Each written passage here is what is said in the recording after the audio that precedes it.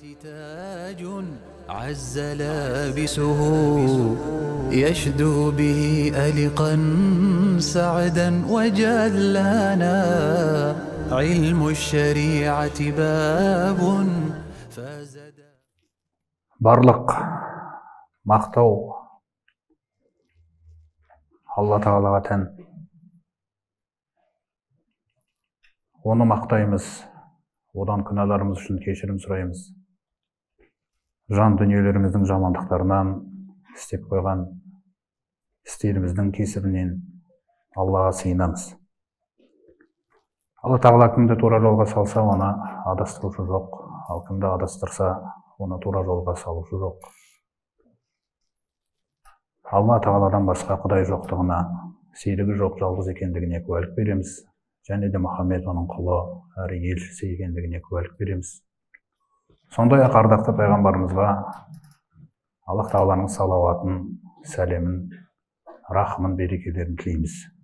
Және де оның отбасына, әулетіне, және де сахабаларына, сондай-ақ қиямет күніне дейін солардың ізімен, ихсанмен ергендерге. Аллах Тағала баршамызға пайдалы сұхбат нәсіп етсін. Жалпы білім алудың маңыздылығы дегенде, ең алдымен білім алушы бұл білімнің қадірін жете түсіну керек.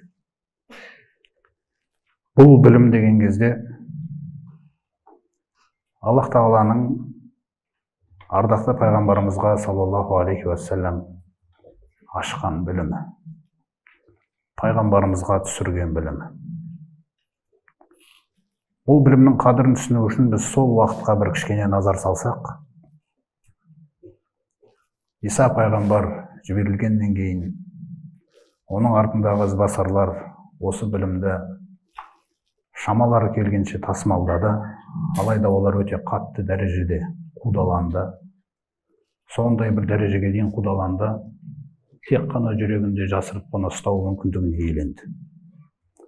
Бұл пайғамбарымыз саллаллаху алейхи вассалам шығатын уақытқа, жақын уақыттарға кіретін болсақ, жағдай осындай болған.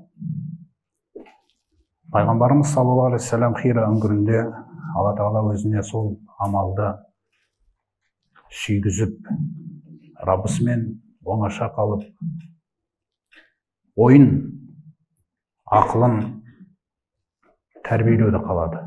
Сонда Хира үңгірінде пайғамбарымыз саллаллаху алейхи вассалам Рамазан айы бойы өзінің халқының жағдайын ойлады. Меккеліктерге қарайды, сенім тұрғысынан, ғибадат тұрғысынан, қарым-қатынастар тұрғысынан, құқықтар тұрғысынан, мысалы қыз баланың құқығы туралы білесіздер, пайғамбарымыз өмірбаянынан қаншалықты дәрежеде құрметтелмеген, тірідей жерге көмілген дегендей. Пайғамбарымыз саллаллаху алейхи вассаламның көкірегі, ақылы бұл нәрсенің дұрыс емес екендігін толық таныды Раббысының тәрбиесімен. Дұрыс емес. Алайда дұрыс не? Ол да пайғамбарымыз саллаллаху алейхи вассалам үшін оны білу үшін білім керек болды. Пайғамбарымыз саллаллаху алейхи вассалам осы білімді іздегендей болды Рамазан айы бойы. 1 жыл, 2 жыл, 3 жыл, 40 жасқа келген кезде Алла Тағала оқы деп білімнің маңыздылығын көтеріп, ең әуелгі білімнің пердесін ашты. Ал енді мына жаққа бір өтетін болсақ, жаңағы Иса пайғамбардың артындағы ізбасарлардың жағдайына бәрімізге белгілі Сальман әл-Фариси деген сахаба. Алла разы болсын, ол кісіден парсылық. Ол кезде отқа табыну дінінде болған еді. Алайда Алла Тағала оның көңілін сол жердегі, сол өздерінің еліндегі насаралардың бір шіркеуі болатын. Өтіп бара жатқан сайын сол шіркеуге қызығатын. Ішіндегілердің бір діні көңіліне жағатын. Бұл Алла Тағаланың бір бастамасы еді. Сальман әл-Фарисиді тура жолға әкелудің. Кейін солармен әкесіне, сол ауылдың басшысына білдірмей кездесіп тұрды. Сөйтіп көңілі кәдімгідей құлады сол дінге. Сөйтіп оларға айтты, мына сендердің діндеріңнің өзегі қай жақта дегенде, олар айтты, Шам елдерінде деді. Мен онда сол өзегі болған Шам еліне қарай барғым келеді. Бір күні сол жақтан бір саудагерлеріңіз, бір керуендеріңіз келіп жатса, маған білдіре қойыңыздар, мен сол жаққа аттанып кетейін деген. Жалпы сол керуенге жолығып Шам еліне кетіп қалады. Қысқаша баяндаймын. Шам еліне келгеннен кейін сол жердегі шіркеудегі бір епископтың қасына қызметші болады. Дінді үйренейін деп, бірақ өзінің айтуы бойынша айтады, өте жаман адам еді дейді. Адамдардан садақаларды жинап, кейін оларды пақырларға таратудың орнына бөшкелеп жинаған. Ол кісі сөйтіп дүниеден озған кезде тығып қойған 7 бөшкесі болған дейді, алтын мен күміске толған. Кейін оның орнына бір адам тағайындалды. Не деген жақсы адам еді дейді. Мен ол секілді 5 уақыт намаз оқитын адамды көрмедім дейді. Осыған назар бөліңіздер. 5 уақыт. Ма раайту раджулан юсалли афдала минху ас-салаватул хамс деп келген өзі. Яғни Иса пайғамбардың дінінде намаздың болғандығы, ол жақта да сондай уақыт болғандығы. Сәлман жаңағы кісінің қасында үйренбеген жақсылығым жоқ дейді. Сосын кейін ол кісіге өлім таяған кезде уайымдап қалдым дейді. Сосын сұрадым, тура сіз секілді біреу бар ма деп. Бар деп айтты. Ирактағы Мусул деген қалаға баратын болсаңыз, сол жерде бір кісі бар, аты пәленшенің, пәленше ұлы пәленше. Соған ақырым бар да, менен келгеніңді айт дейді. Яғни жаңағы ақиқатты жүрегінде тасымалдаушы адамдар сан азғантай. Кейін мен Мусулдағы сол кісінің қасына барып, оның қасында да қызмет жасадым. Ол кісі де өте тақуа адам еді дейді. Ол да дүниеден озғалы жатқанда одан да сұрадым. Тағы біреу бар ма деп. Тура сіз секілді үйрететін дінді деп. Сонда айтады, Нусибан деген қаланы қазіргі Түркия мен Сириян шекарасындағы. Сол жерге барсаң, сол жерде пәленше деген кісіге жолығасың. Одан басқа адамды білмейді дейді. Оның қасына да келеді. Ол жерде де Алла қалағанша қасында қызмет жасап, оны да мақтап айтады. Күндіз түнімді қасында өткіздім. Аллаға берілген адам еді дейді. Кейін ол кісі де дүниеден озғалы тұрған кезде одан да сұрадым. Дінді осылай үйрететін біреу бар ма? Бар болса маған өсиет айтып үлгеріңіз. Сонда Амурия деген қала. Сол жерге барсаң, пәленше деген кісі бар дейді. Бұл ең соңғы кісі еді. Ақиқатты, Иса пайғамбардың хауарийлерінен алған ақиқатты сол күйінде тасымалдап келатқан, ұстанып келатқан ең соңғы кісі еді сол жерде. Соның қасында болдым, ол да дүниеден озғалы жатқан кезде одан да сұрадым. Сол кезде қайтты дейді, енді ешкім жоқ деп. Білімнің қадірін түсініңіз, енді ешкім жоқ, алайда соңғы пайғамбардың шығатын уақыты таяды. Сен осындай жерге, араб еліне сапар шек деп. Жаңағы соңғы кісінің қасында Алла Тағала маған береке беріп, сол жерде бір кәсіппен айналысып, бірнеше сиырға, бірнеше қойға еленген едім дейді. Қатты қалағаным соншалықты ақиқатқа, соңғы пайғамбар, Мұхаммед пайғамбар. Соған қарай жетуім үшін бір керуенді күтіп, оларды араб елдеріне қарай кетіп бара жатыр екен, мен де сол жаққа қарай ала кетіңдерші, мына күллі сиырым мен қойымды беремін дейді. Бір сиыр ғана жететін еді жолға төлесе. Сіз қадірін түсініңіз, ақиқаттың қадірін түсініңіз да. Өйткені сіз бен біз үйреніп жатқан білім университеттерге бұл ақиқат, хақ. Сонда күллі сиырларым мен қойларымды беріп, олар келісіп, орта жолда қиянат жасап, мені құл қылып сатып жіберді дейді. Пайғамбарға жолығу қандай қиыншылықтардан өткізген ол кісіні. Бұл Алланың тәрбиесі еді. Бұл Алланың тәрбиесі. Тек қана жаңағы адамдардың жасап жатқан қиянатын ғана ойлауға болмайды. Өйткені сіздер білесіздер, Юсуф алейхиссаламды Алла Тағала қандай тәрбиеден өткізді? Туған ағайындары өлтірейік деді, ойлаңыз. Оның ішіндегі бір ақылы түзуі сол жерде. Өлтірмейік, құдықтың ішіне тастайық деді. Сөйтіп оның бірінші курсы құдық болды. Екінші курсы оны тауып алған керуен, қай жердің баласысың, атанаң қайда деп сұраған жоқ. Азғандай бір теңгеге сат жіберді дейді, бірден құл болып. Екінші курсы сол. Сөйтіп ары қарай көре берді. Алла Тағала өмірлік оқиғалармен қоса тәрбиелейді. Тек қана университеттің іргесіндегі кітаппен ғана емес. Қаншалықты жүрегің ақиқатты іздейді, соншалықты сізге тәрбие жасайды. Сәлман Фариси пайғамбарымызға жолығу үшін құлдыққа сатылып, ол сатып алған иудей, жаңағы еврей, Мединаның тұрғыны, сөйтіп пайғамбарымыз саллаллаху алейхи вассалам көшіп келгенге дейін Алла Тағала оны сол жерге апарып қойды. Көрдіңіз ғой? Кейде эмоциямен берілмей, ана келе жатқан білім, оның салмағы өте үлкен.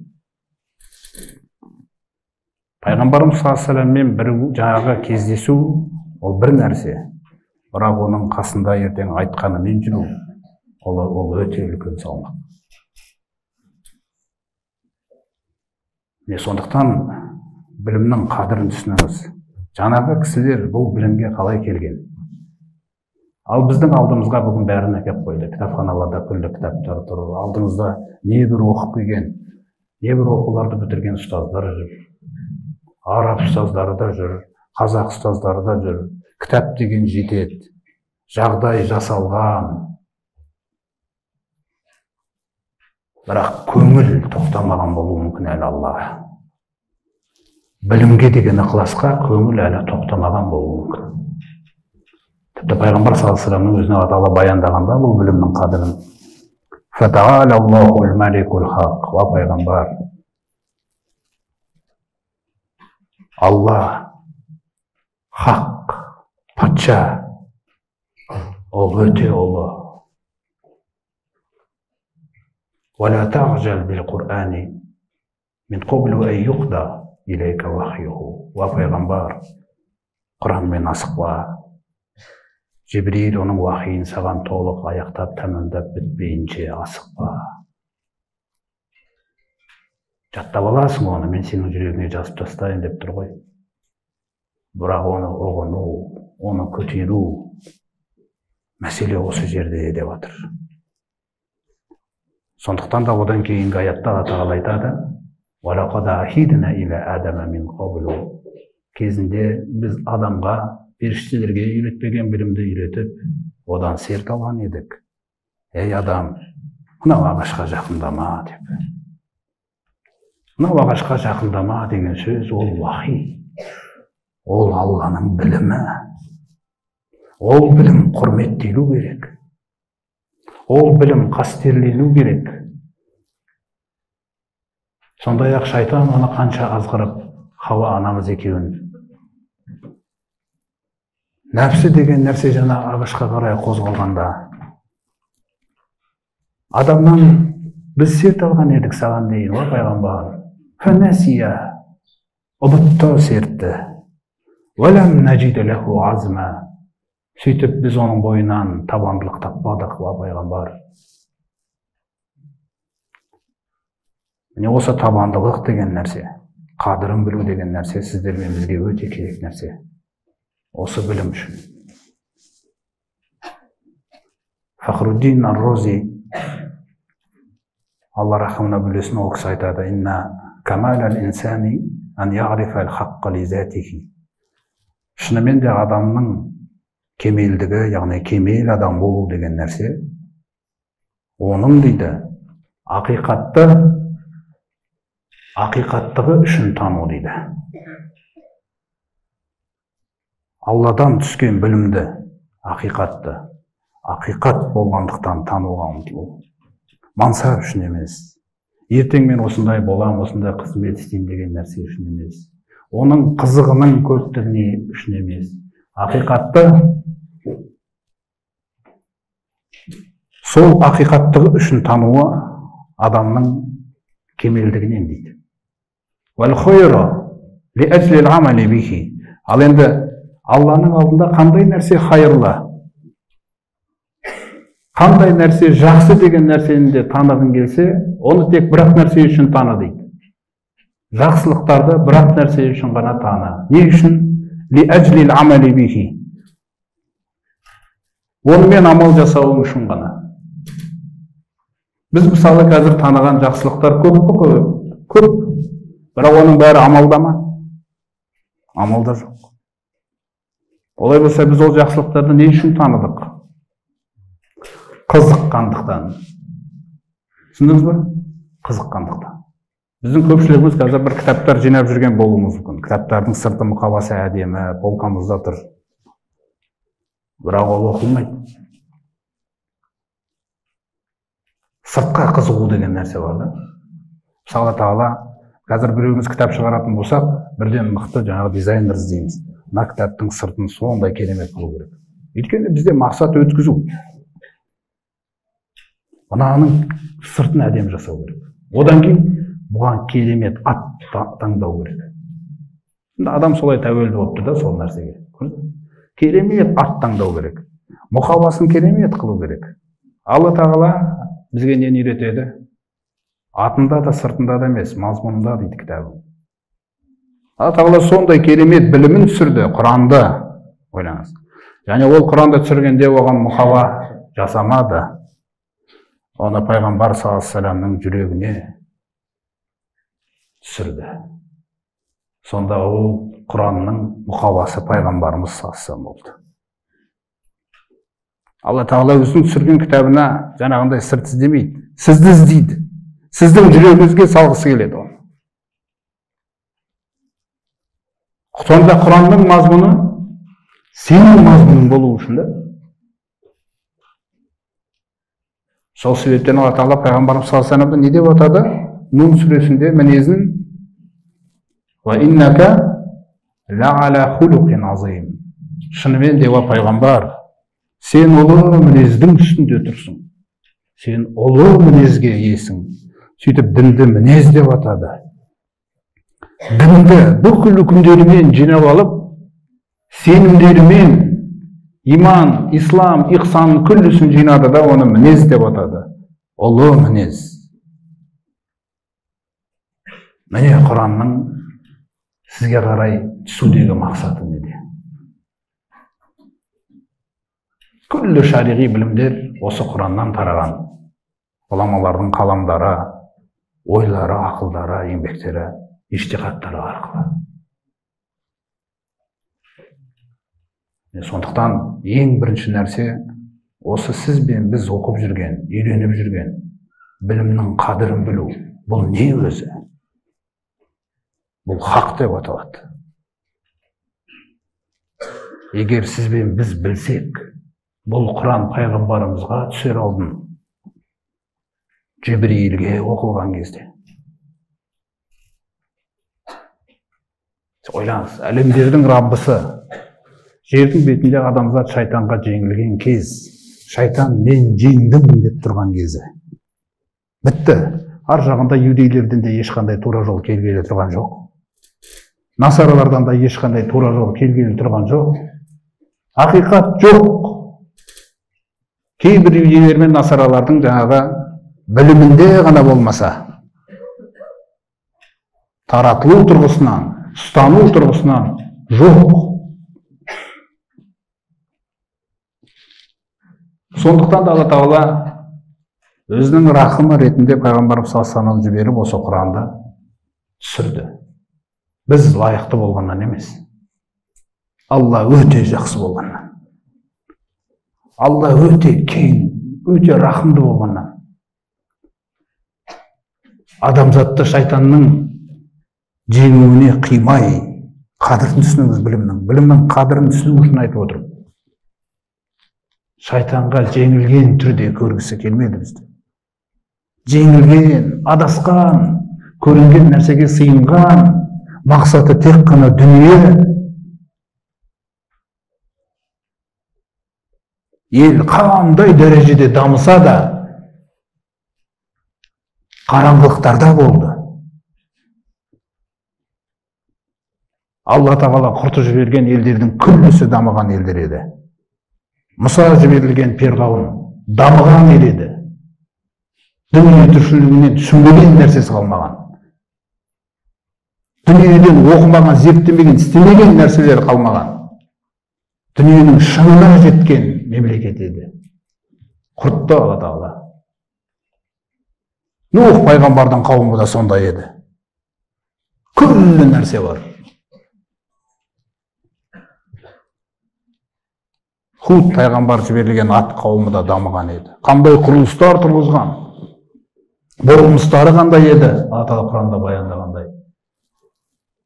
Салих пайғамбар жіберілген Самуд қауымы, Шуғайб пайғамбар жіберілген Мадиян қауымы, күллісі дамыған елдер еді. Бірақ Аллаға қарай дамымаған. Ақыретке деген сенімнен жұрдай, сондай бір жағдайларда еді олар. Солардың барлығы оп-оңай құртылды.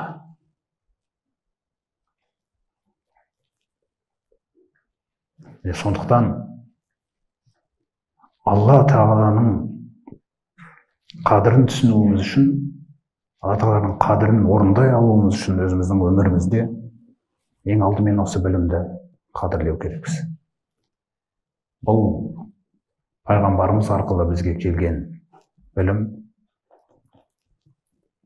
бұған ешқандай нәрсе жетпейді.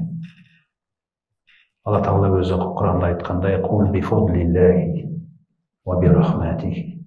Бұл Құранда Алланың кеңшілігімен және Алланың құлдарына деген, адамзатқа деген рахыммен түсірдік.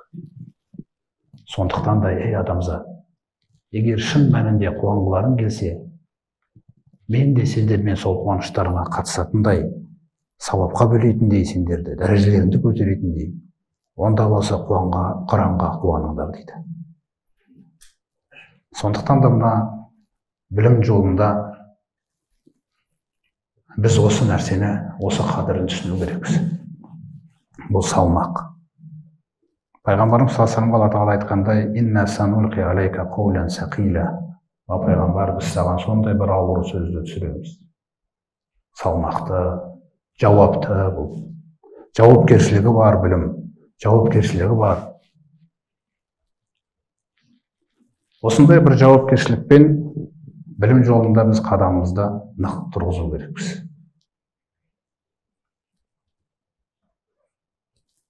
Мысалы, Алла тағаланың бізге Құранда үйрететін дұғаларының бірі, Ибрахим алейхиссалам сол дұғамен Раббысына сыйынған: «Робби хабли хукман ва алхиқни бис-солихин».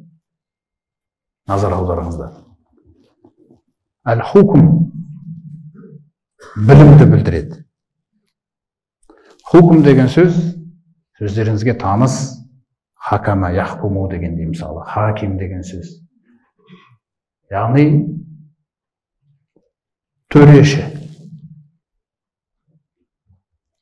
төрелік айтатын, басқаратын нәрсе. Сонда Ибрахим алейхиссалам соны жете түсінгені соншалықты, ақылдың кемелдігі, оны білім деп айтпады. Алладан сұралып жатқан нәрсе білім болса да. Сондай-ақ оны беріші демеді, сыйлашы деді. Өйткені білім беріледі. Білімді қазір оқимыз, риуаят ретінде, мағлұмат ретінде біраз нәрсені біліп алуымызға болады. Біраз кітаптарды оқып тастасақ болады. Бірақ ол білім рухани қуаты жоқ болуы мүмкін. Сондықтан да мен алып жатқан білім Алла тағаланың Құранынан, пайғамбарымыздың хадисінен бір білімді алған кезде, сол білім мені билейді. Билеуі керек. Түсіндіңіз бе? Мен оған өзімді билету керекпін.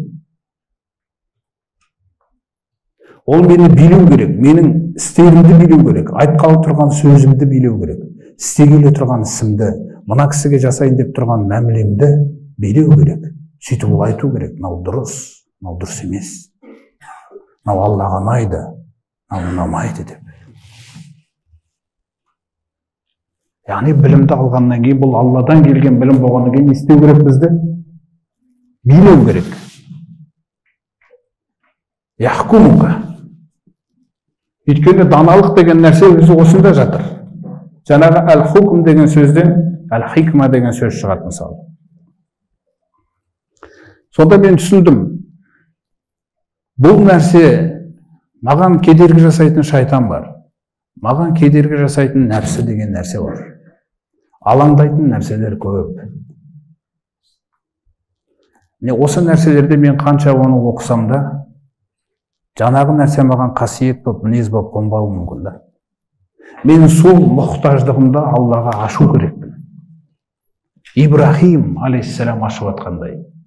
Немесе пайғамбарымыз саллаллаху алейхи ва саллям үйреткендей. Вақул робби зидни илма. Раббым маған білімнен арттыршы, білімнен қосшы. Ешбір нәрсенің бұлай қосылуын Алла тағала үйретпеген пайғамбарымызға. Білімге қатысты ғана айтылған. Мысалы, дүниемді арттыршы дегендей нәрселер. Білім. Сонда жаңағы білім Робби хабли хукман. Раббым маған білімді даналығымен, төрелігімен бірге сыйлашы деген мағына жатыр. Ол сізді билеу керек. Мына кісіге сөйлейін деп атқан кезіндегі сөзім билеу керек. Ол айтылу керек па, айтылмау керек па? Мысалы, сіз WhatsApp-та отырасыз да, сосын сізге жаңа бір нәрсе ұнады Instagram-да. Біреу күлді, бір күлкілі болды, соны алдыңызда өзіңіздің достарыңыздың чатына жібердіңіз. Сөйтіп ол жақта біреу Құран оқиын деп отыр еді, біреу намаз оқиын деп отыр еді, сізден келген уахиді қабылдады, сөйтіп көңілі алаңдады, сіз бүлдірдіңіз қоғамда. Бірақ сіз оны бүлдірдім деп ойламайсыз ғой. Неге? Өйткені сіздегі білім билемейді сізді. Ісіңізге баға беру адам жоқ. Сізде бәрі нормально. Міне бізде сол нәрселердің бәрі нормально болғаннан кейін мен қалай дамимын?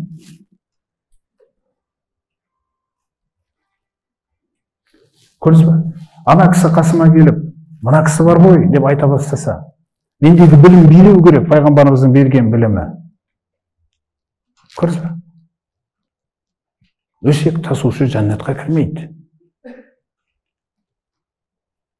Мұсылман ғайбатшы емес, мысалы. Мен, бауырым, болмайды. Егер мен осыны айта алсам, мен білімді қадірледім, мен шынымен де Алланы шынайы мойындап жүрген адам. Егер оны айта алмасам, менің білімім мені билеп атқан жоқ. Ал сахабаларда пайғамбарымыз саллаллаху алейхи ва саллям бұл білімді алған кезде оларға бір аят түседі. Олар оны тағалламна әл-ғилма вәл-ғамала маған дейді, сахабалар айтады. Білімді амалымен бірге үйреніп жүрдік дейді. Біздің ішімізде біреу 10 аятты жаттап үйренсе, сол 10 аяттың ішіндегі нәрселердің күллісін біліп, түсініп, ұғынып, амалға асырмайынша келесі 10 аятқа өтпейді. Неге? Өйткені бұл ауыр сөз ғой.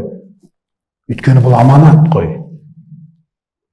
Сонда олардың түсіну бойынша мен мынау аяттардың хақысын бермей, келесі аяттардың бетіне қарай алмаймын.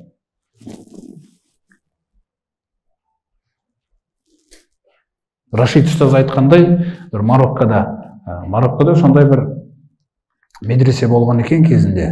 Сонда жаңағы Құран жаттататын студент нелерге, талапкерлерге Құранды 8 бөлікке бөліп, әуелгі 8 бөлігін жаттап болғаннан кейін, сол 8 бөлігін тажвид ғалымының алдына барып отырады да, толық тажвидін әдемілеп шығады. Қашан жаңағы бөлімнің тажвидін біліп болғаннан кейін, оны бір жазушы Құранды қолмен жазуды үйренді. Содан жаңағы 8-ші бөлігін жазып шығады толығымен. Бір қате болмау керек. Жатқа. Сосын сол 8 бөлігіне барып, бір фақих ғалымның алдына отырып, ондағы аяттардағы үкімдерді біліп алады. Осылайша сол 8-ші бөліктің ішінде қандай нәрселер бар, білімнің түрлері, соның бәрін тамамдап барып, жаңағы енді 8-ші бөлік піскенде керемет піскен екен оларда. Оны оқып тұрып түсіне алады. Оқыған кезде әрбір аятпен өмір сүріп тұрады. Сосын барып келесі 8-ші бөлікке өтеді екен. Міне бұның барлығы айтылып жатқан нәрсе, мен қаншалықты қадірлеймін бұл білімді. Егер мен бұны қадірлемесем, жаңағы WhatsApp-тағындай біздің мінездеріміз. Мысалы, бұл білім мектеп іргесінде берілмей жатқаннан кейін, қараңыздар, мектеп іргесінде Алланың өзі, жарайды, діннің нәрселері керек жоқ. Алланың өзі сондай лайықты деңгейде танытылмағаннан кейін, Аллаға деген махаббат қойылмағаннан кейін, 11 бітіреді, выпускниктер, 11 бітіргеннен кейін қарасаң, қалай өткіземіз? Выпускной вечерді қалай өтеміз? Ана сандуғаш деген, мә көңілім кетіп жүр сандуғашқа ше деген сөздер. 11 бітірген адам. Ал енді сол нәрсе осы жерде бар ма? Шайтан араластырмай ма оны? Ұлдар қыздармен алаңдаса, қыздар ұлдармен алаңдаса. Онда қандай білімді қадірлеп жүрміз біз? Біз түк бітірмейміз, 4 жыл өтеді. Болды. Біздің қазір білетін нәрсеміз, жаңағы Ибрахим алейхиссалам дұғасын қараңыздар. Робби хабли хукман, Раббым, сен маған сыйлашы. Мен сондай әлсізбін, Раббым. Раббым, маған көмектесші. Мен сенен жәрдем тілеймін. Жалынып тілеймін, жылап тілеймін, Раббым. Маған сыйлашы. Мына білімді төрелігімен, даналығымен бірге. Мына білім мені билесінші. Қай жерде жүрсем де. Дұғаның аяғы, және де мені салихаларға қосшы. Олай болса, білімді үйренудегі мақсат не нәрсе болып тұр? Салихалардың қатарына қосылу.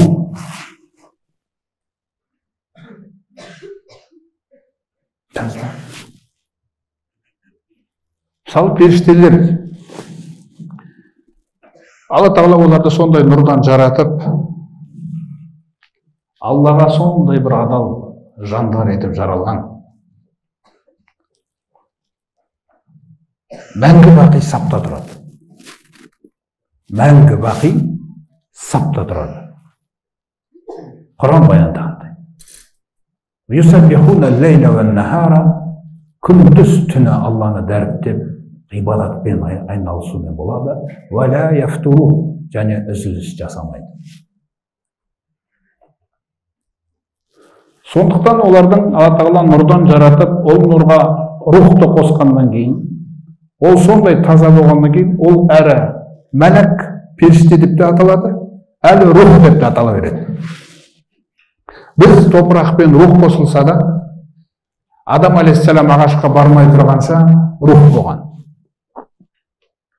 Қашан барып қойды, нәпсі деген нәрсе істеп кетті. Егер де біз жаңағы Ибрахим айтқандай дұғамен өмір сүріп, соны шама келгенше ұстасақ, сіз рухыңызды құрметтеп жүрген адамсыз. Әйтпесе біз нәпсі боламыз. Ақыретке сенген адам мен сенбеген адамның арасы farq қалмайды одан кейін. Менде де нәпсі, ода да нәпсі.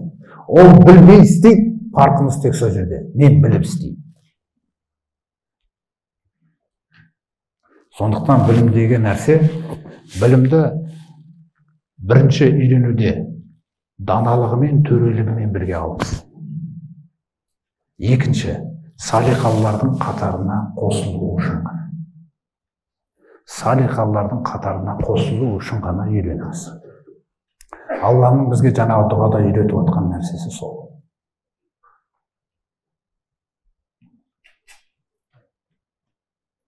Сондықтан рухани даму, рухани жаңғыру, рухани тәрбие, немесе тасауф пәннің атауы ретінде, немесе ихсан, бұның барлығы жаңағы дұғадағы мағынасыз жүзеге асуы мүмкін емес. Сондықтан біз білімді осындай тұрғыдан қадірін білу керекпіз де бірінші. Яғни сіз бен біз үйреніп жүрген білім өте маңызды екен ғой. Неге? Өйткені өте ұлыдан, ұлы Алладан түсті. Неғұрлым осы білімді ұлы тұтамыз жүрегімізде, соғұрлым Аллаға деген танымымыз, Аллаға деген сезім, қастерлеу сезіміміз ұлғаяды. Әл-Али деген Алланың сипатын кәдімгідей түсіне бастайсыз, Алла Тағала ашады сізге. Неғұрлым бұл білімді зор тұтамыз, соғұрлым Алла Тағаланың азим деген есімі жүрегімізде, Аллаға деген танымымыз зораяды. Неғұрлым бұл білімге осындай дәрежеде көңіл бөлеміз жүрегімізде, Алла Тағала қауиюн, күшейеді жүрегіңіз. Соншалықты күшейеді. Күллі жердің бетіндегілер қарсы шықса да қорқпайтын боласыз. Сіз қалтырайтын нәрсе жоқ жердің бетінде. Соншалықты Алла Тағаланың білімін қадірлейтін болсаңыз жүрегіңізде, Алла Тағаланың Раззақ деген сипаты жүрегіңізге солай орнағады. Ана торғайлар, ана тасбақалар, көбелектер биліктен ризық сұрамағаны секілді. Адамнан қашан ризық сұраптылар? Қашан келіп мұқтаждығын көрсетіпті адамға? Дәл сондай мұқтажсыз боласыз. Осы білімнің ең маңызды бастамасы Алла Тағала пайғамбарымызға үйреткендей, фағалам, пайғамбар біл, яғни үйреніп біл, білім ретінде үйрен. Нені? Аннаху ла илаха иллаллах. Алладан басқа құдай жоқтығын дейді. Яғни сіз айтқыңыз келеді, мен білем ғой бұны. Мен сендім ғой бұған. Білсең, Алла айта маған. Біл, пайғамбар, Алладан басқа құдайдың жоқтығын. Қараңыз, Алла Тағала жүрегіңізге қалай орныққысы келеді. Аллаға деген иман ретінде. Қимайды сіздің жүрегіңізде басқа нәрсеге. Солай жақсы көргісі келеді сізді. Қимайды. Жүрегіңіздің түбімен орнағысы келеді. Аллаға деген иман деген мағынада. Сондықтан да пайғамбарымыз саллаллаху алейхи ва саллям халыққа сөйлеген кезде не деп сөйледі? Ағойраллахи әбғи робба. Қараңыздар қалай. Күллі халыққа сөйледі. Алладан басқа Раббы іздейін бе мен? Қандай? Кім ол Раббы деген кезде? Ибрахим алейхиссалам тағы түсіндіреді сізге.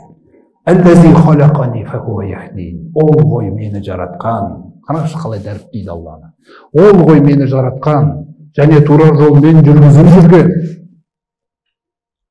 Әлләзи хуа ют'имуни ва юсқин. Сол ғой мені тамақтандырып, сусындандырып жүрген. Қараңыз қандай керемет. Ва иза маритту фахуа яшфин. Ауырған кезімде сол ғой маған шипа беретін. Вәлләзи юмитуни сумма юхи. Сол ғой мені ертең өлтіретін, сосын қайтадан тірілтетін. Қараңыз Алланы қалай таниды. Вәлләзи атмағу ан яғфира ли хатияти яумаддин. Ол Алла, дәм етемін, үміт етемін, күнәмді сот күні кешіреді ма деп. Содан кейін барып айтады: Робби хабли хукман ва алхиқни бис-салихин. Дәріптеп мақтауын жеткізгеннен кейін, сондықтан мен Алладан басқа Раббы іздейін деген кезде, ол Раббы деген нәрсе жүрегіңізді билеу керек. Сүю керексің оны. Ең әуелгі Құранда түскен аят оқы, жаратқан Раббыңның атымен деген кезде сол Раббы деген сөзді қосты. Неге? Бірінші үйрен білімді. Не үшін Раббым үйренейін? Бірінші мақсатыңды қойып берші Раббым. Бірінші жаратушыңды, Раббыңды тану үшін үйрен. Сосын сол жете ма Раббым? Жоқ. Иқра, тағы оқы. Енді не үшін Раббым? Ва раббукал акрам. Раббым ең керемет, ең жақсы, ең ардақты. Осы сипаттарым жүрегімде қонуын қалай. Оқы, Раббың сен үшін ең ардақты, лайықты деңгейде, шынайы түрде жүрегіңде билеу үшін. Құл ағайраллахи әбғи.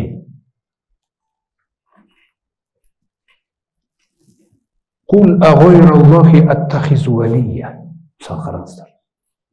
Алладан өзгені дос тұтайын ба?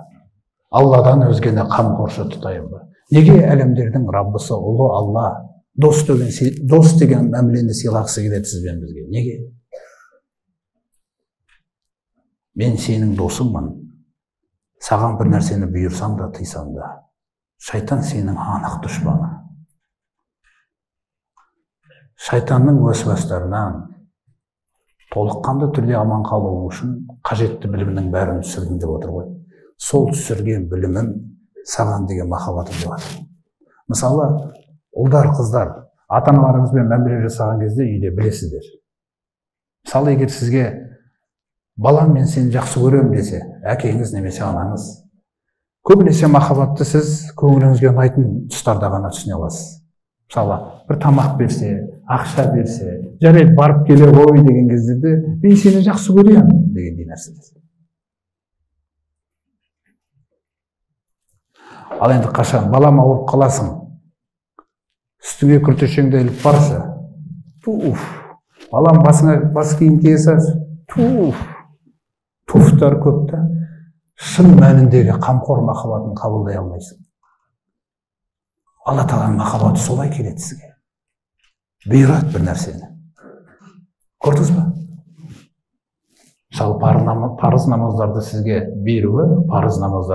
беруі, сізді дос тұтқысы келуі. Мән ғадали валиян фақода әзантуху бир харб деп басталады. Мысалы, хадис-ул құдсиде қарасаңыз, кім менің уәлиіме, кім менің досыма, яғни мұъмин досыма дұшпандық қылса, онда мен оған қарсы соғыс жарияладым дейді. Қараңыз.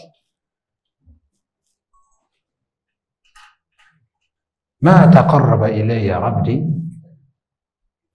бишейін ахаббу илейя мимма фтараттуху алейхи. Егер құл маған жақындағысы келсе, Раббыма қарай жақындағым келеді. Қандай нәрсені істесем болады десеңіз, ең бірінші өзіңе парыз еткен нәрселерім арқылы ғана жақындай аласың. Себебі олар мен үшін ең сүйікті. Сонда сіз парыздарды атқарып, ары қарай көкірегіңіз ашылып, второе дыхание дейді ғой жүгіргенде. Сол сіз Аллаға қарай келесі нәрсеңіз ашылып, тағы да істегім келеді деген кезде Алла Тағалаңыз айтады. Ла ясалу абди ятақаррабу илейя бин навафили хатта ухиббаху. Міне қараңыздар, махаббатына жету. Сосын ол құлым маған тағы да мен бұйырмаған өз еркімен істейтін амалдар арқылы жақындауын тоқтатпайды да, мен оны сүйемін дейді. Пайғамбарымыздан қандай білімдер келген бізге? Осы хадистер болмаса, қайдан аласыз жаңағы күш қуатты, мотивацияны дегендей нәрселер?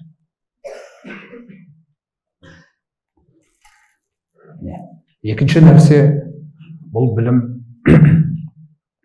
Алла Тағала Құранда бізге баяндағандай, «Иннама яхшаллаха мин ибадихи ал-улама» дейді. Шынымен де Алла Тағаланың құлдары іштерінде, құлдарының арасында Алладан қорқа білетіндері білім иелері. Олай болса, білім мен хошиятуллах бір нәрсе. Аталы осыны қалап тұр. Яғни саған білім берілген кезде, ол білім сенің жүрегінде хошиятуллах деген қасиетті өндіру керек. Білім мен хошиятуллах. Мысалы, хоф пен хошияның фарқын түсінгіміз келсе, мысалы, Алладан қауіптену. Фәлә тахафуһу ма хафуни дейді Алла Тағала. Адамдардан қауіптенбеңдер, менен қауіптеніңдер.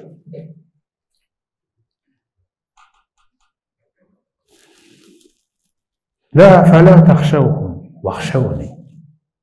Бұл жердегі айырмашылығы қастерлеу мағынасында қорқу.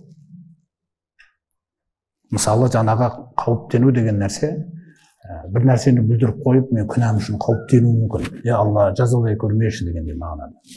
Хош деген күнә істемесеңіз де, бір күнә тұрып, ойыңа шайтан келіп бір уасуас салып жіберген кезде, соны бір ойлап барып қайтқаныңыз үшін де қорқып кетесіз Алладан.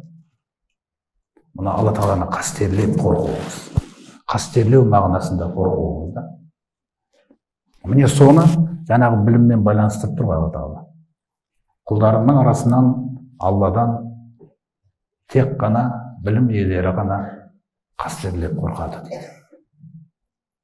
Олай болса, бұл білім алудағы маңыздылығы, осы хошиятуллаға біз қол жеткізу керекпіз. Қай жерде жүрсем де. Өйткені ихсан деген хадисінде Пайғамбарымыз саллаллаху алейхи Жибрилмен сөйлескен кезде, түсіндірген кезде 3 түрлі мағына айтылған. Ан таъбудаллах кааннака тарау. Мысалы, ихсан деген сөзді егер біз аударатын болсақ, сөздікке қарап, жақсылық жасау. Жақсылықты жақсылап жасау деген сөзді алатын едік. Алайда Пайғамбарымыз саллаллаху алейхи үлкен мағына алып келді. Оны ешқашан сөздіктен таба алмаймыз. Ихсан дегеніміз не деген кезде, ан таъбудаллаха кааннака тарау. Аллаға ғибадат қылуың, оны көріп тұрғандай. Яғни 4-ші курста сізді Алла Тағала осы халде шығарғысы келеді мына жерден. Шайтан осы халге жеткізбей шығарсам шіркін деп жүр. Қайсысы жеңеді екен? Шайтанның мақсаты сол. Алаңдатып, ананы қосып, сандуғашты бір ойлап, қарлығашты бір ойлап, әйтеуір бірнеге бітіріп, диплом алып шығарып жіберсең ба деп жатыр. Қыздарда да солай болуы мүмкін мысалы. Сол секілді ол үшін әкелмеді ғой Алла Тағала сізді бұл жерге. Сізді өзінің түсірген білімінің носителі қылып шығару үшін, мен сол сөзбен айтайын түсінікті болсын. Ертең барған жеріңде осы білімді тасымалдайтын мықты адам болып шығу үшін осы жерге әкелді. Шама келгенше ұстаздар сол нәрселерден жаңағы сіздерге әртүрлі шариғи пәндерді беріп жатыр. Алайда өзгеру, сізді өзгерте алу ол ұстаздың қолында да емес. Сіздің жүрегіңіз сізде. Егер сіз шынайы өзгеруді қаласаңыз, ертеңнен бастап мен бұны қадірлеймін. Ертеңнен бастап сандуғаштарды қоям дейтін болсам, әйтпесе 4 жыл сонымен өтуі мүмкін да. Сондықтан бір-бірлеріңмен алаңдамаңдар. Алламен алаңдау деген нәрсе бар. Мына жерге келгеннен кейін білімнің қадірі, біліммен алаңдау керексіз. Беріңіз өзіңізді білімге толық. Ғұламалар осы нәрсені терең түсінгеннен кейін, өздерінің ғұмырларын сарп еткен сол білім жолында да. Сондықтан соны терең түсінгеннен кейін, олар не деп айтты? Бұл білім сондай білім екен. Бұған өзіңді толық бермесең, бұл саған бір бөлігін де бүтіндеп бермейді дейді. Көріңіз ғой. Өйткені бұл білім Алламен байланысып жатқан білім. Бұл білім Алланы көріп тұрғандай жұмыс істететін білім.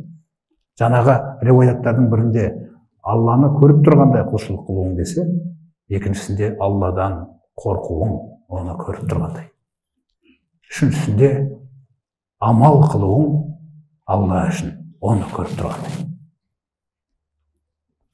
Сонда сізді осы нәрсе, осы сезім жүрегіңізге иеленсе, бұны Алладан сұрау керекпіз. Өйткені Пайғамбарымыз саллаллаху алейхи вассалам сондай болған. Оның қасындағы сахабаларға сол нәрсе жұққан. Сондықтан біз де бір-бірімізге не жұқтырып жүрміз? Мен мысалы қазір 4-ші курста оқысам, немесе 3-ші курста оқысам, сөйтіп қасымдағы адамға кешегі футболды көрдің бе? Айтпақшы, десем.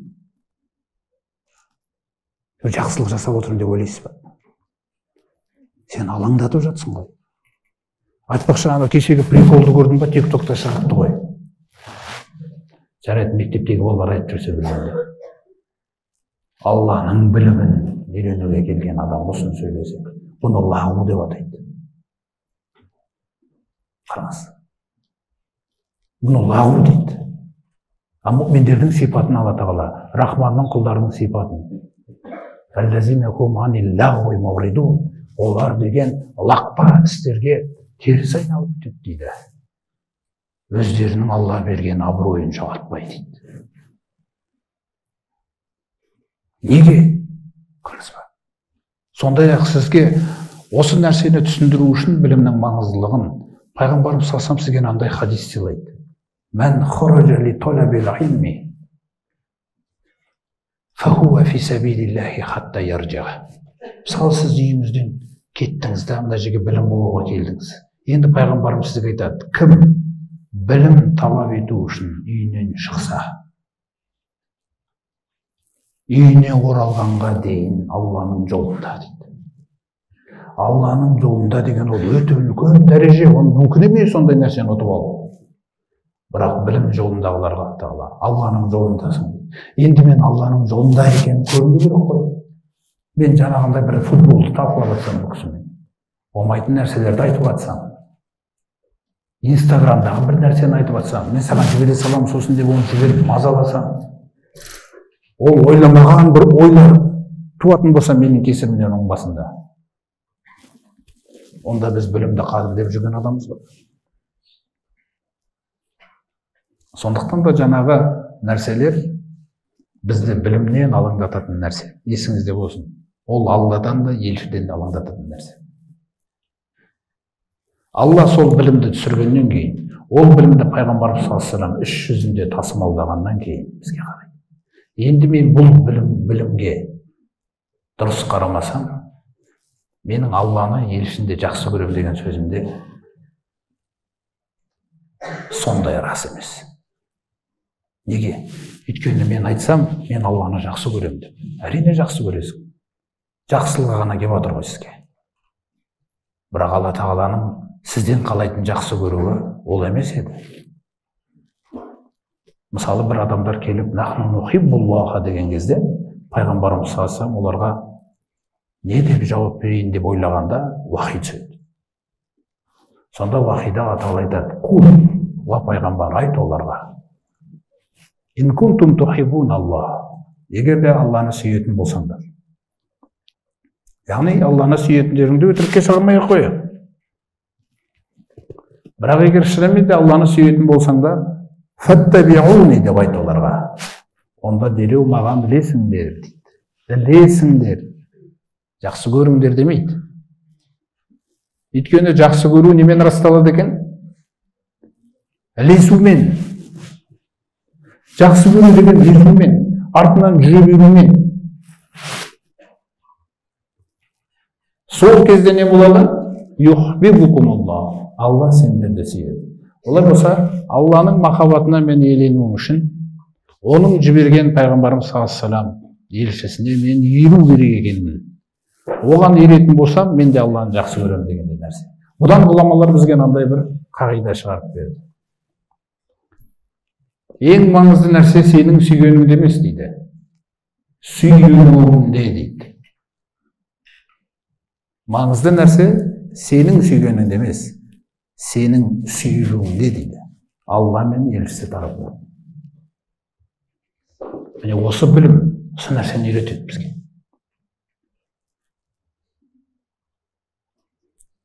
Сондықтан білім деген кезде бұл тек қана ақпарат емес қой. Бұл білім рухани білім. Бұл білім күллі дүниемізді де ақыретімізді де түгендеуге келген жеткілікті білім.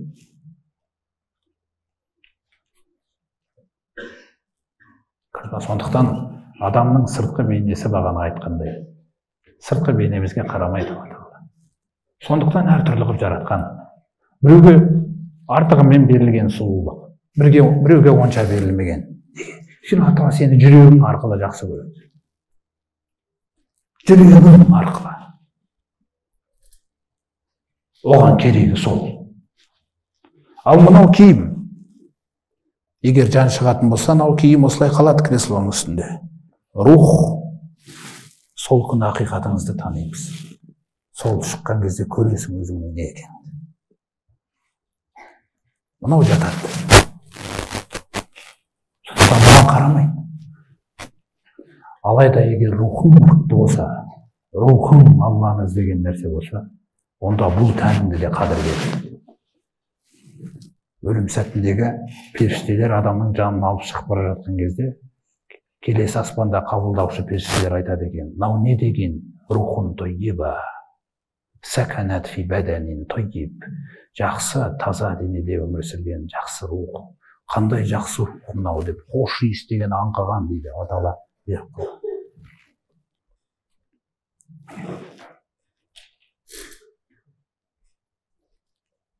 Көрдіңіз ғой? Сондықтан біз Алламен жолыққалы тұрған жандар болғаннан кейін, Алламен жолығуға осы білім ғана бізді бақытқа кенелтетіндей дәрежеде тәлімдей алады, тәрбиелей алады. Одан кейін пайғамбарымыз саллаллаху алейхи вассалам өзінен кейінгі үмбетінде әуелгі ғұламалар, сахабалардың араларында болған ғұламалар мысалы, соларға нені мұраға қалдырып кетті? Пайғамбарымыз саллаллаху алейхи вассалам айтады: «Иннал ғуламаа варасатул анбия». Білім иелері, олар пайғамбарлардың мұрагерлері.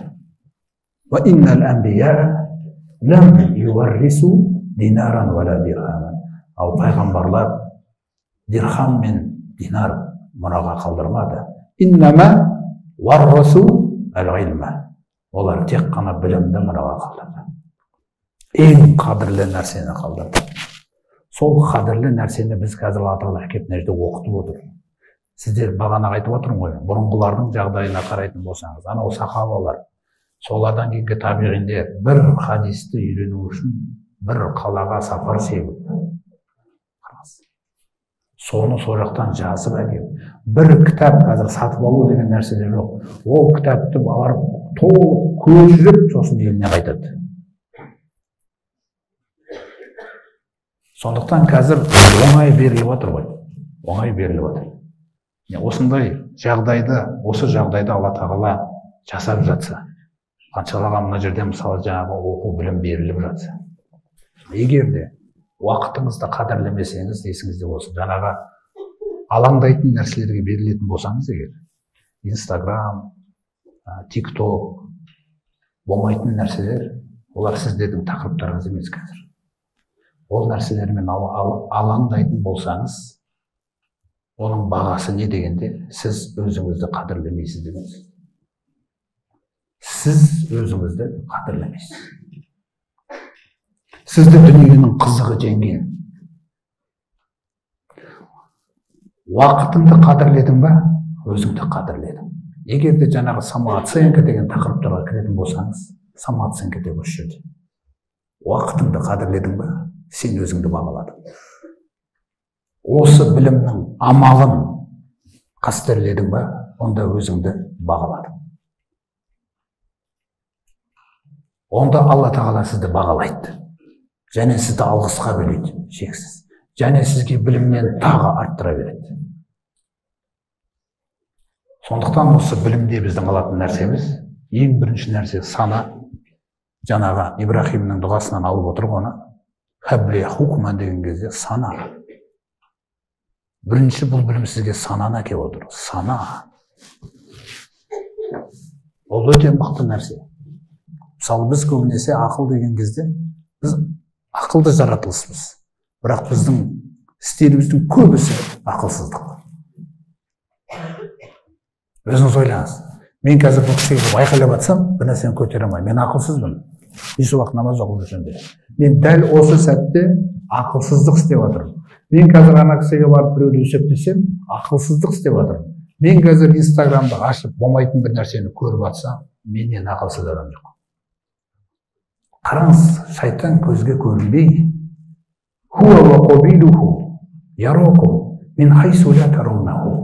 ол ібілісте, оның қасындағы жолдастары да сендерді азғырған кезде, бүлдіргісі келдірген кезде, алаңдатқысы келген кезде, сендерді көріп тұрады дейді толық. Қазір бұлай істетеміз деп. А сендер көрмейсіңдер дейді оны. Неге ақылсыздық деп жатырмын мен бұл қылығымызды біздің? Өйткені Адам алейхиссалам ағаштан жеп қойған кезде Оның қасында Хауа анамыз да жеп қойды.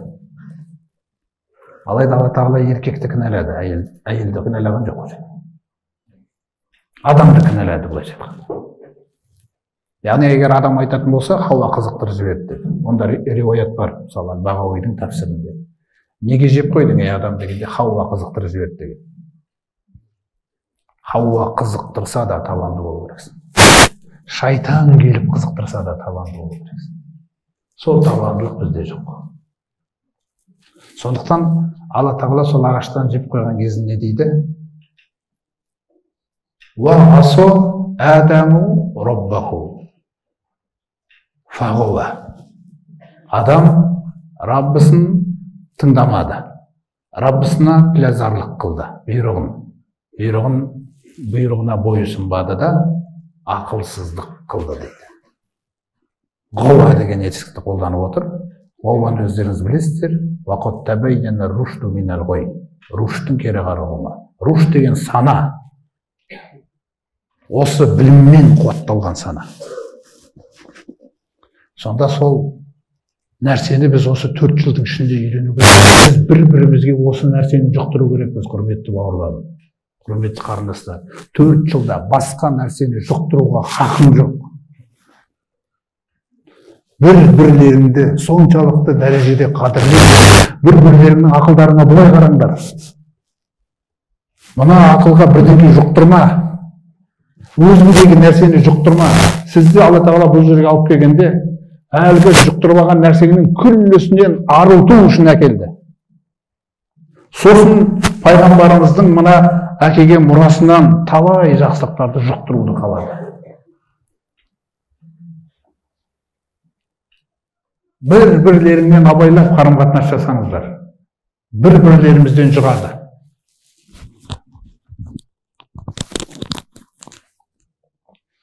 Бір-бірлерімізге ұстаздар қанша қиналып сабақ беріп, қаншама сағаттар жүріп жаңағы нәрсе болып жатса да, біз 4 жыл бойы бір-бірімізге жұқтырып шығып кете береміз ғой.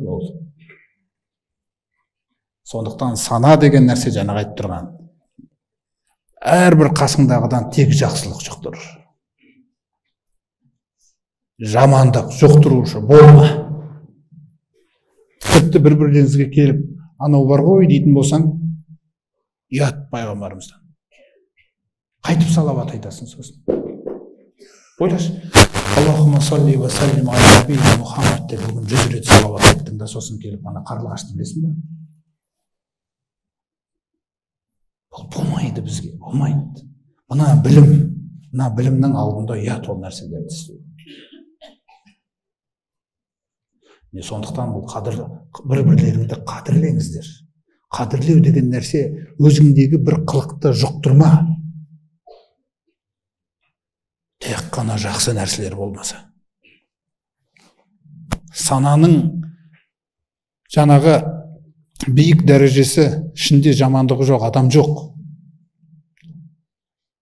Шайтанда бір ойлар салып, бір әртүрлі жағдай болып қалуы мүмкін.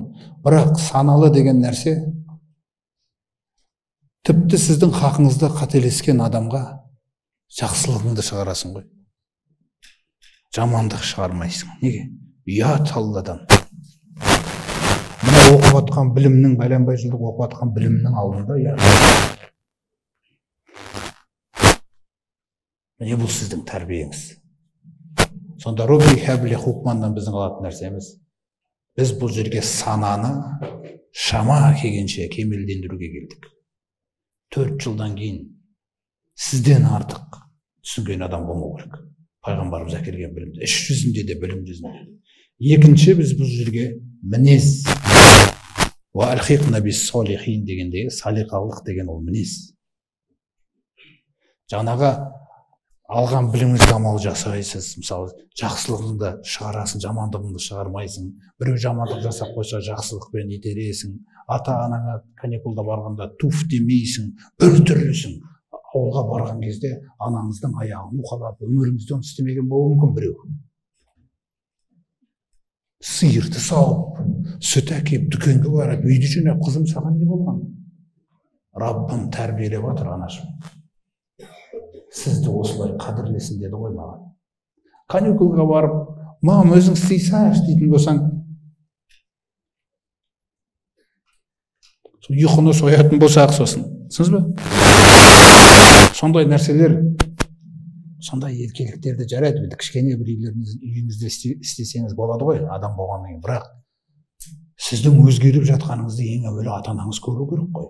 Егер ол көрмесе, сол баяғы жартас, сол жартас сыртыңызда жаңағы кішкене видіңіз өзгерген, ұлдарда жаңағыдай кішкене сақал пайда болған, қыздарда жаңағы орамал не дегендей, мысалы, бірақ басқа нәрсе жоқ. Сондықтан ата-анаңызға демалыста барған кезде керемет мәміле жасау керексіз. Білім көрсетіңіз, пайғамбардың сізді қалай тәрбиелеп шыққанын. Көрсін, қызықсын, мынау не деген дін десін. Сондай ата-ана мынау не деген дін қызым деген кезде, оны қазіргі жүргізіліп жатқан қоғамдағы исламмен үрейлендіру деген нәрселер өтпейтін болады ата-анаңызға. Егер де оған өтсе, біз кінәліміз. Өйткені біздің бойымыздан көре алмаған басқа қасиетті. Мен бұл жаңағы сананы кемеліне келтіру, мінезді кемеліне келтіру деген нәрсені, бұл жерде үлкен бір маңыздылық. Мысалы, пайғамбарымыз саллаллаху алейхи ва әуелгі насихатта бастаған кезде, меккелік кезеңде Алла Тағала 13 жылға қарастырды. 13 жыл бойы пайғамбарымызға, небір батыр сахабаларға былай деді ғой Алла Тағала: «Куффу айдиякум», қолдарыңды тыйыңдар. Қалай сонда бұл езілу емес пе деген? Жоқ. Ол сені принциптеріңнен тайдыра алмайды. Сенің жымиып тұрған түріңді бұза алмаса, қандай әлсіздік? Қайта күштісің. Күлісі жабылып сені өзгерте алмай жатыр. Айтқызы келген сөзін айтқыза алмай жатыр. Мінезіңнен шығарғысы келсе шығара алмай жатыр. Бұл Алланың мектебі солай болған. Бұны айтып жатқан нәрсе біздің алдымызда сондай бір кезең тұр қазір. Бұрынғыда мысалы жаңағыдай емес, әртүрлі адамдардың тараптарынан өзіміздің халқымыздың туысқан, көрші тағы басқа нәрселердің тараптарынан, ауыздарынан көп кедергі еститін боласыздар. Неше түрлі кедергілер пайда болады. Алла Тағала бізді сол кезеңге өткізіп, өзі сол сынақтан өткізеді. Ол нормальный нәрсе. Мыналар не болды деген нәрсені жасамайсыз. Кедергілер болған кезде, сол кедергілер сізді өзіңізді шығара алмау керек. Көру керек, пайғамбардың мектебі қандай. Сосын күмәнға кете ме, соны тыңдай ма, әлде сіз жаққа қарай көңілі бұрыла ма? Олар көрермендер, олар көру керек. Пайғамбардың саллаллаху алейхи ва саллям мектебі. Сондықтан мінез, сана деген нәрсе, жаңағы мәмілелердің кезінде Алла Тағаламен елшісі үйреткенде істемесе, біз көп нәрсені бүлдіріп қоямыз мүмкін. 13 жыл бойы ұстады, өзіңіз ойлаңыз, қолдарыңды тыйыңдар, адамдарға тек жақсы сөз сөйлеңдер. Неге? Көрсін, Алланың оларға тек жақсылық қалайды. Ал олардың сендерге айтып жатқан нәрсесі тек жала болатындай. Егер де біз санамен, мінезді олармен мәміледе дұрыс ете алмасақ, онда олардың айтып жатқан нәрселерінің көбі рас болып кетеді. Бәрі жала болмайды. Сондықтан орамалдарымызды да қоғамда қорғау үшін көрсетейік орамалдағы аруларымыздың қандай екен. Тіл деген әдемі, мәдениет, мінез деген әдемі. Пайғамбарымыз бізге бұл білімді біреулермен, білімсіздермен ұрысу үшін әкелмеді ғой. Ғибадур рахман ямшуна алал арди хауна ва иза хатабахумул жахилуна қалу салама. Қараңғы атаған дейді. Рахманның құлдары жердің бетінде қарапайым жүреді. Сол қарапайымдылық Алланың берген абыройы. Сіз бе? Ол ешкімнен қорқпайды. Ол Алланы қастерлегендіктен сондай. Және көпшіліктің ақиқаттан бейхабар екендігін білгендіктен сондай. Білімсізбен бірге білімсіз болмайды ол. Егер де білімсіздер, ақиқаттан бейхабарлар, дінді жатырқағандар, әлі түсінбегендер болашақта тәубаларына келер. Солар егер сөйлесіп, небір сөздерді айтқан болса, сәлем сендерге деп өте береді дейді. Міне, мінез деген нәрсе. Ал енді Алладан басқа ешкімнен қорықпаймын деген нәрсе ішіңде жұмыс жасаса болды ғой. Алла білсе болды ғой оны. Оны айқайлап дәлелдемекшісің бе? Ол емес қой дәлелденетін нәрсе. Дәлелденетін нәрсе тура жол. Дәлелденетін нәрсе Алла. Алланың білімінің керемет екендігі. Дәлелденетін нәрсе пайғамбарымыздың керемет адам екендігі. Саллаллаху алейхи ва саллям.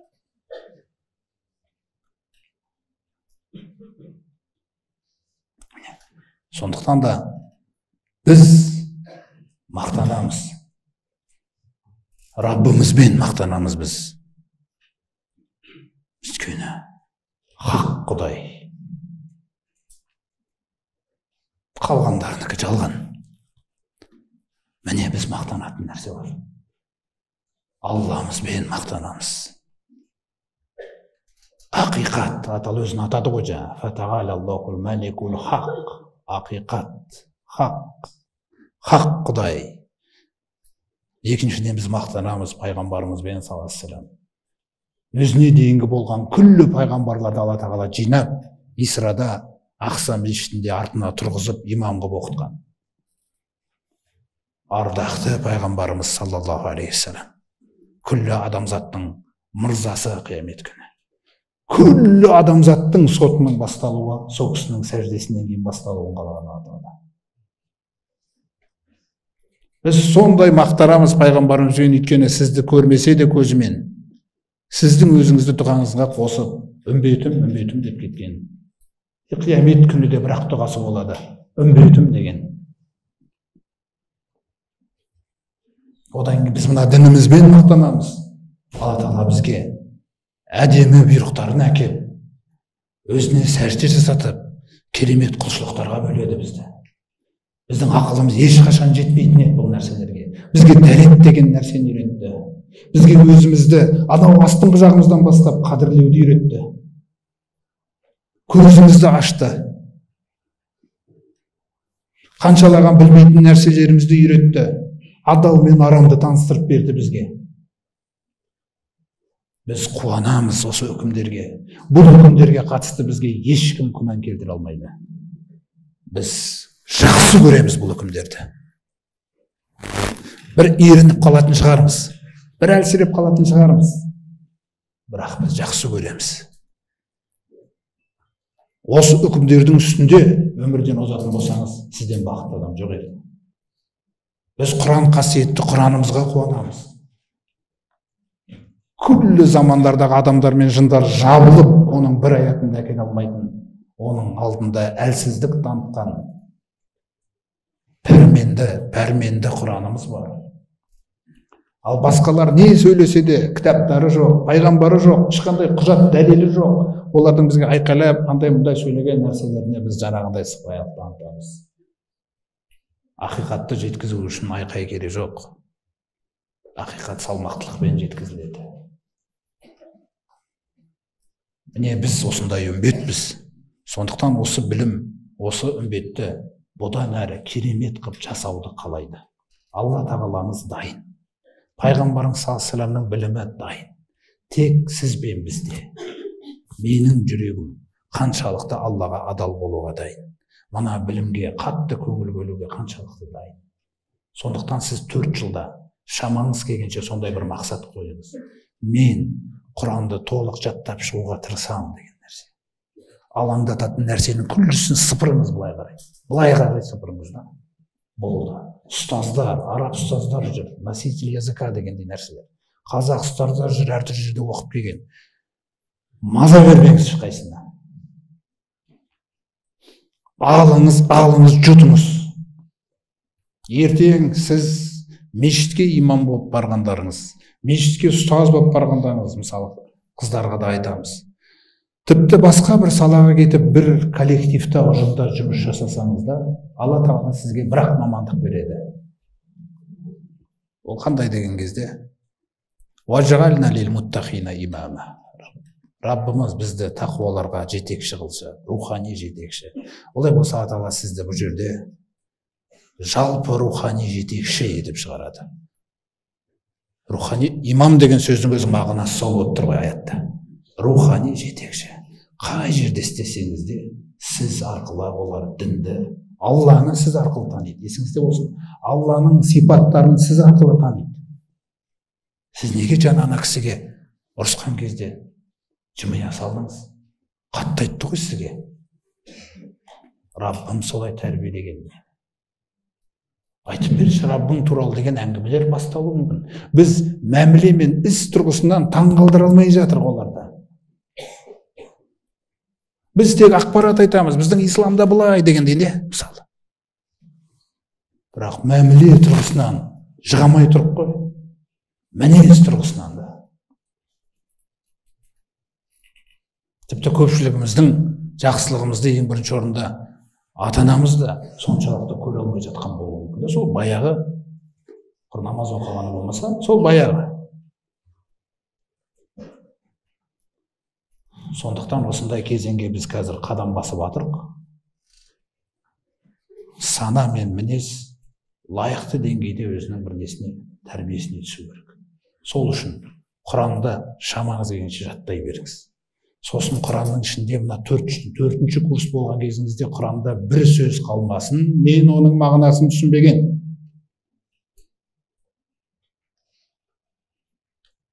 Фиқ, түгел нәрсесін оқып алыңыз. Сол оқып жатқан ғылымның әрбір пәнді тек қана ұғыну үшін оқыңыз. Ұғыну үшін, емтихан үшін емес. Блог үшін емес. Әйтпесе тура жақындаған кезде емтихан үшін оқимын, қайталап 5 алып кетуім мүмкін мен. Бірақ ұғынбаған ғой. Емтиханнан кейін жаңағы басқа бір нәрсені ойлап жүру мүмкін да. Неге ұғыну деп атым мен? Өйткені мән юридуллаху бихи хайран юфаққиху фиддин деген пайғамбар саллаллаху хадисін білесіздер. Кімге Алла тағала хайыр қаласа, кімге Алла тағала жақсылық қаласа, амалының көп болуын қаласа, мінезінің жақсы болуын қаласа, сауаптарын көбейтуді қаласа, жүрген ортасында рухани жетекші болуын қаласа, адамдарға көп пайдасы тиюін қаласа, онда оған дінді ұғындырады дейді. Дінге қатысты ұғымтал қылады. Алла тағала бізді жаратып, періштелерді сәжде жасатқаннан кейін, сол сана мен мінез вакуну роббанийина деп Алла тағала Құранда бізге айтқандай, құдайшыл болыңдар деп отыр ғой. Құдайға берілу деген нәрсе бар. Олай болса бізді алаңдататын нәрсе, пайғамбар саллаллаху алейхи вассаламның жаңағы хадисіне тоқталып кетейік. Әлә біліп алыңдар, естеріңде болсын, ақиқат осы дегендей пайғамбар саллаллаху алейхи вассалам бізге айтып жатыр. Инна дуния малғуна. Расымен де бұл дүние лағнеттелген дейді. Неге? Өйткені бұл дүниеге алаңдату қасиеті берілген. Алла тағала сынақ болу үшін солай жаратқан. Алладан алаңдату сипаты берілген. Оның күллі элементтері Алланы ұмыттырып жіберуі мүмкін. Адам ол нәрсеге қарай берілетін болса. Күллі элементтерінде пайғамбарымыз келесі сөйлемінде айтып отыр ғой. Бұл дүние лағнеттелген. Және оның ішіндегі оның ішіндегі нәрседе Алланың батасын алмаған. Алланың батасын алған нәрсе ақырет. Ал бұл дүние аяқталатын нәрсе. Бұл дүниедегі ең жақсы нәрсе, лағнеттелмеген, Алланың батасын алған нәрсе, ол тек қана мынау дейді. Илля зикрулла. Алланы еске алуды айтпағанда. Сондықтан біз 5 уақыт намаздың арасында, әсіресе біздер білім үйреніп жүргендерге бұл өте маңызды. 5 уақыт намаздың арасында зікірмен өте ме уақытымыз? Біз айту мүмкін, қалай зікірмен өткіземіз оны деген. Яғни Алланы еске алып, Алламен мінәжат ретінде сөйлесіп жүруіңіз. Сіз бәрібір сөйлесіп жатсыз ғой біреумен. Сол сөйлесіп жатқан уақыттарыңызды айтып отыр. Біреумен сөйлесіп, тамақ ішкенде де әртүрлі нәрселер сөйлесіледі ғой. Жалпы бұл жерде мінәжат деген нәрседе ол жаңағы бір субханалла деп жүру емес. Альхамдулилля деген нәрсе. Раббым, мысалы үйіңізден шығып келе жатырсыз. Раббым, мен қазір университетке бара жатырмын. Аллах тағалам, Раббым білімнің қадірін жүрегіме сала көр. Менің бүгінгі күнім босқа өтіп кетпейтіндей қылсын. Мені жамандықтарымнан сақтай көр. Яғни қорқып, қауіптеніп, нәпсіңізге сыйынып, Сөйтіп келген кезде Алла Тағала сізді сол дұғаңызға жауап бермейді деп ойлайсыз ба? Сіздің санаңыз тазартатын нәрсе. Санаңызды тазартып, көрген нәрселеріңізден көзіңізді, естіген нәрселеріңізден құлағыңызды, мына санаңызды жаңағы зікір тазартып, дайындап алып келеді ғой сабаққа. Сөйтіп сіз бірінші сабаққа отырған кезде ықыласыңыз сондай мол болады. Бұған жаңағы мінәжат қана әсер еткен болды. Бұл мінәжат өз жүрегіңізден осылай сөйлену керек. Сабақтан қайтып бара жатқан кезде Раббым, бүгін біреуді ренжітіп алған болсам кешірші. Раббым, осындай. Әр нәрсеңізде мінәжат. Соны Алла Тағала айтып жатыр. Алланы еске алуды айтпағанда. Уәма уәләху. Сосын соның ізіндегі амалдарды айтпағанда. Яғни намаз, Құран оқу, Құран жаттау, фиқ оқу. Осы нәрселер. Сосын Алла Тағала айтып жатыр. Уәл алим уә мутағаллим. Білім беруші мен білім үйренушіні айтпағанда дүниенің ешқандай құндылығы жоқ дейді Алланың алдында. Егер де ол құнды болса, бағанағы бүгін біз тұрғыза алмай жатқан пирамидаларды тұрғызған үлкен жаңағы дәулетті Алла Тағала қиратып тастамайды ғой. Құнсыз нәрсе, Құдайды еске салуға жарамаған нәрселер ол. Бір іспен адам айналысып жүруі мүмкін, Алланы есіне салмайды мүлде ол іс. Сондықтан бұл дүниедегі сіздің міндетіңіз ілімдердің Раббысы, дүние мен ақыреттің Раббысы, Алламен әрдайым байланыста болуыңыз үшін түскен бұл бөлім. Сана, мінез, осы екі нәрсеге көңіл бөлейік. Өйткені шайтан да, исламның дұшпандары да көзге көрінбейтін. Осы екі нәрседен бізді құлатқысы келеді. Осы екі нәрсесі құласа, ол мұсылман деген аты, мешітті толтырған саны, бос нәрсе дейді оның бәрі. Ал қашан сана мен мінез аяққа тұрады.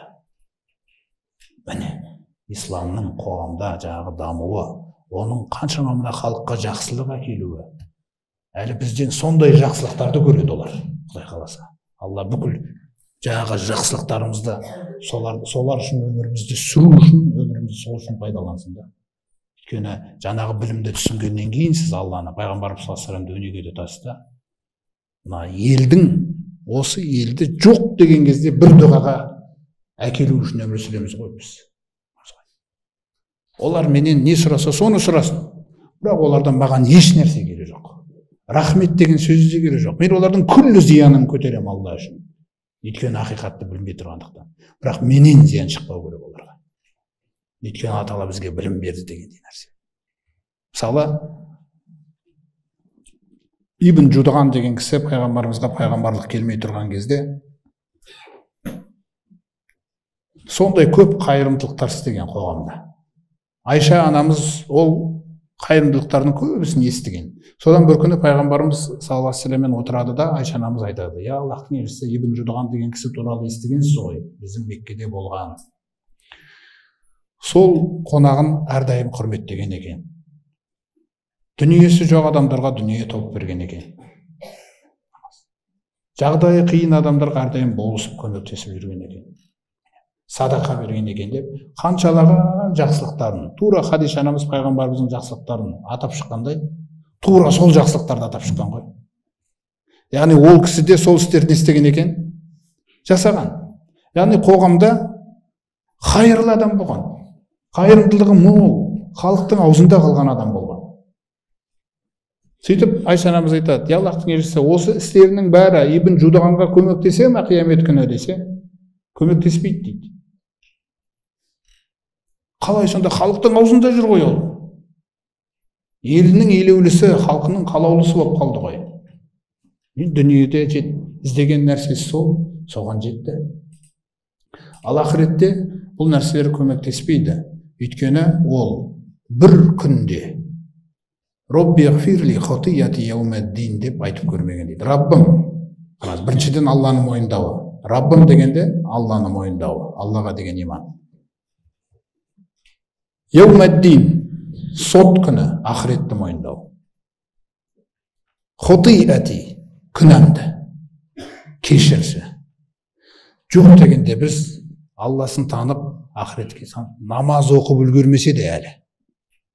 Осы да ғана шынайы жүрегінен айтатын адамды жасап үлгеру керекпіз. Бұл біздің халыққа деген патриоттығымыз.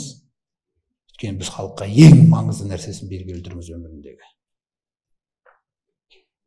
Сондықтан біздің уайымымыз, осы пайғамбарымыз уайымдаған уайымды біз тасымалдау керекпіз. Білім алудағы маңыздылығы, біріншіден Алла Тағаламен осы байланысымыз мықты болу керек. Екіншіден адамдардың бәрін жақсы көреміз біз. Өйткені біз оларды жақсы көрмесек, біз оларға жақсылық қалай алмаймыз.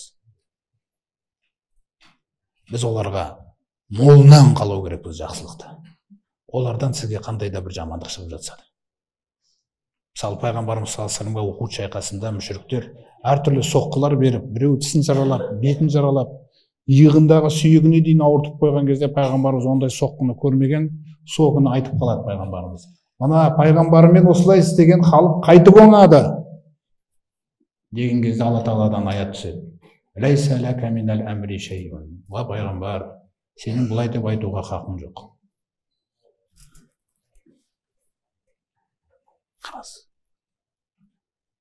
Ау ятуба алейхим ау юғазибакум файнакум золимун. Олар қазір зұлымдық жасап жатыр. Бірақ ертеңгі күні тәубаға келетін шығар. Саған білім олардың зиянын көтеру үшін берілген. Түсіндіңіз бе? Білімнің қадірі қандай бұл білім? Бұл сондай бір керемет білім. Не үшін? Сізден керемет адамды жасау үшін.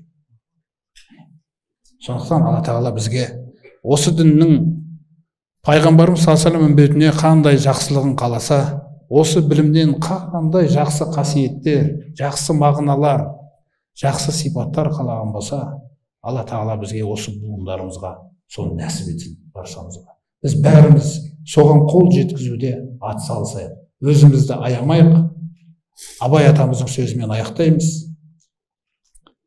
Ғалым болмай немене, балалықты қисаңыз дейді. Сіз бен бізге кедергі жасап тұрған нәрсе ғалым болуға, білімді болуға, білімнің амал мінезіне, санасына үйренуге ол тек балалық. Балалық тек балада емес. Жаңа футболды сөйлеп отырсақ, екеуміз балалық жасап отырмыз. Ана сандуғаш деген бар ғой деп отырсақ, балалық жасап отырмыз. Өсек айтып жатсың ба, балалық, ылғи оңбаған тақырыптар. Бала үшін олар сүйкімді көрінеді, бала ғой енді. Бірақ бізге болмайды ол. Осы нәрсе бізді толыққанды шынайы мұсылман болуымызға, ғылымға шынайы берілуімізде, білім иесінен болуға кедергі жасап тұрған нәрсе тек қана өзіміздің ішіміздегі балалық, жалқаулық және әй мен жарамайын нау деген әлсіздік. Осы үш нәрсемен дос болмаңыз. Бұл үшеуі түбімізге жетпесе жақсылық әкелмейді.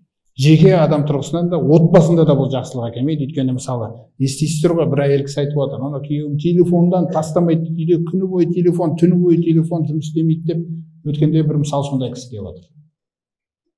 Ал көріңіз, отбасын да құртады, қоғамды да дамытпай, осы нәрселерден алыс болайық.